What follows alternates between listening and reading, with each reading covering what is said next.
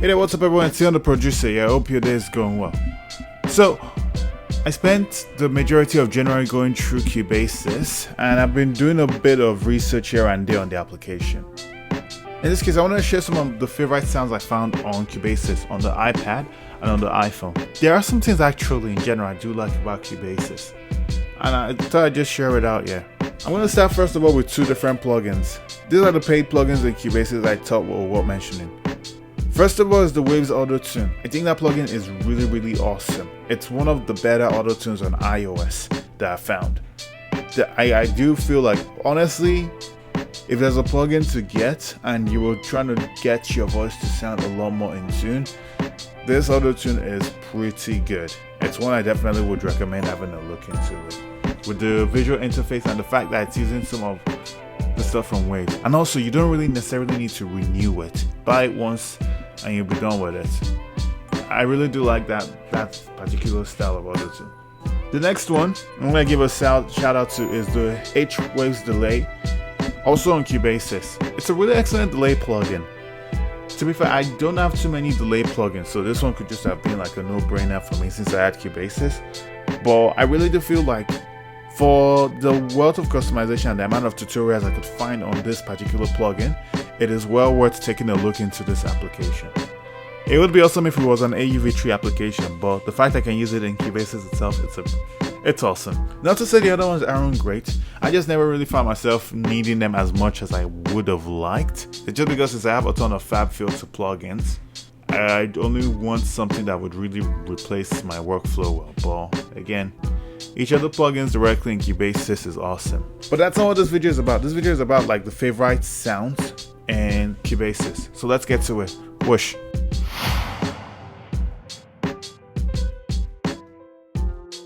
Alright, let me start off with this. The drums in Cubasis are not great. And like I couldn't really find a drum kit that would really work well for me.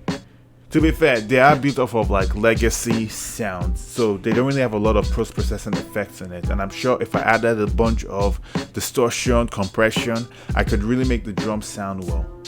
But here's the thing, I'm a little bit lazy when it comes to drum sounds, because when I'm in the zone of production, I want to get a sound that is closer to what I envision. And while the drums aren't necessarily overwhelming, I just find them pretty flat for what they can do. I could probably fix them by adding a bit of FAC bandit and backfill to a triple band preset, but necessarily I didn't really find one, except for the number 9. It's okay, it's not fantastic, but it's serviceable for my needs. So what I do when I'm using my iPad or my iPhone is I make use of my drum kits I have in Koala Sampler, and I use Koala as an AUV tree. I make my patterns directly in Cubasis or use some of the MIDI loops in Cubasis, but a lot of the sounds I'm using are from sampled sounds from Koala Sampler. Speaking of MIDI loops, one thing I will give Cubasis credit for is it's got a great amount of MIDI loops inbuilt in the application. So I'm able to use those MIDI loops with other drum sounds I have. Again, Koala comes to mind, but I can do this thing with a lot of the other drum kits I have, like Analog 909 application as well.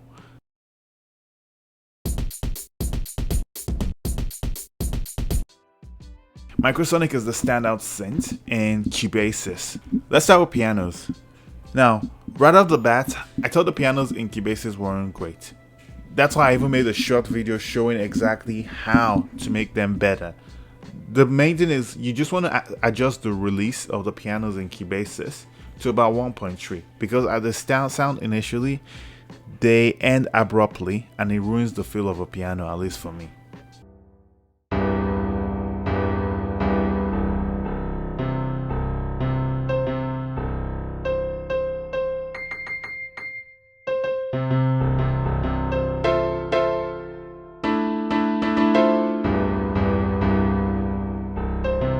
Once I did that, I had quite a few lists of pianos I liked. The first 5 were pretty solid with this method, like acoustic piano, bright piano, closed lid piano, the mellow grand piano, the live grand piano, the E grand, and even the CP80. These are really cool sounding pianos.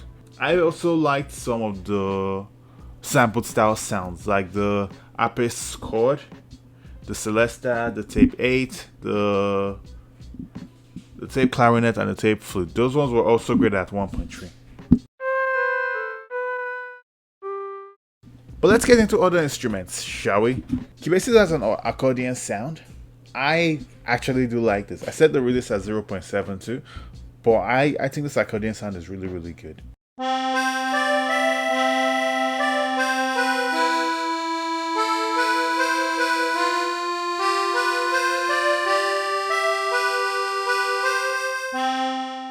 So a lot of the bars and the church organ, they were pretty good.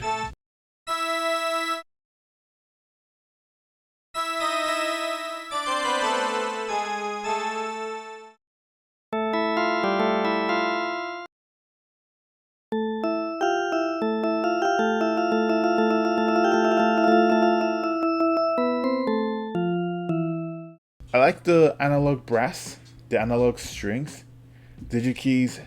Those are the ones that stood out to me on the analog section.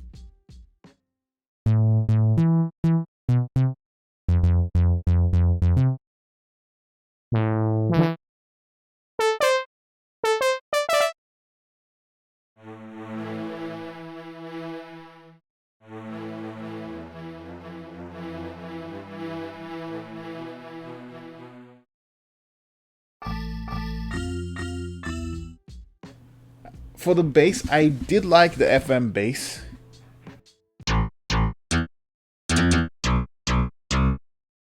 Then we're just going more into more EDM style sounds. This is where I was using like the polysynth, the R&B lead. I thought those were good sounds if I was making an EDM track.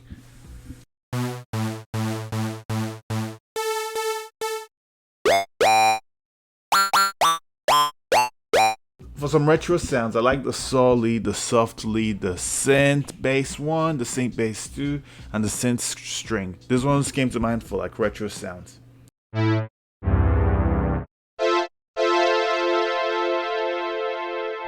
For warm-up pads that could be used for trance, one pad came to mind.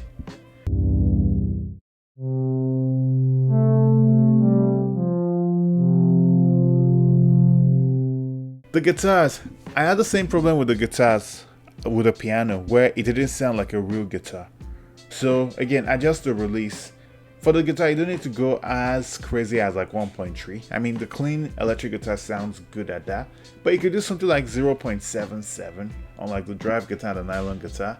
Even on the banjo, it would sound good.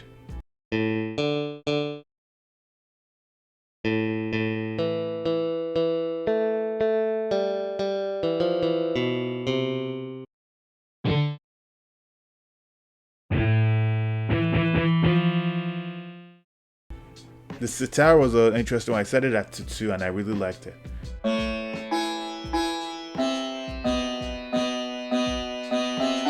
Let's get back into bass. For the bass sounds, I did like there were quite a lot of excellent bass sounds that I just wanted to leave them as is. Like the picked bass, the upright bass, the finger, PB. Well, I think it's a percussion bass, but I'm not sure. The slap bass was nice as well. Fretless bass, I did have to adjust to 1.3, but hey, everyone has their own preference. Also, I like the string sounds in Cubasis, honestly. Like the studio strings, the string section, attack strings, slow string 1 and 2. Those are excellent strings. In fact, I can even go with the solo instruments like the violin, the viola, the cello, the orchestra app, and the concert app. I set them to 1 second and I really like the sounds that came out of them.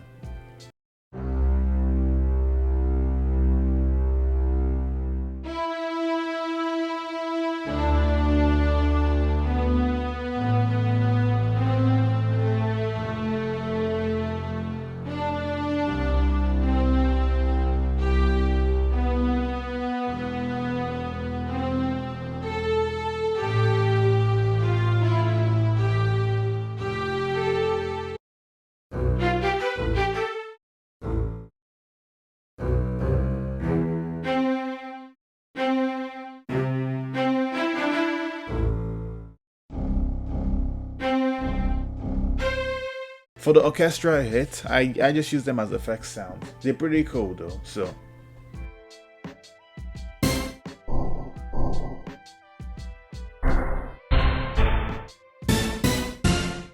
brass section, I found some brass sections here, like the trumpet, the French horn, the trombone, the tuba, the flute, the piccolo, the clarinet, the ocarina. This one stood out to me if I was making orchestral pieces.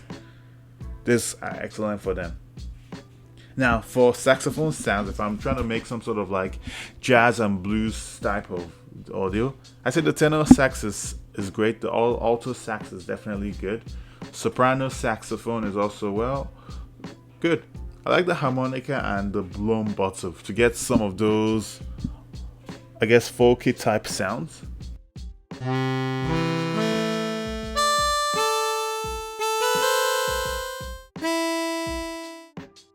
And I also like the choirs. Well, to be exact, the A choir and the U choir. Those were excellent choir sounds.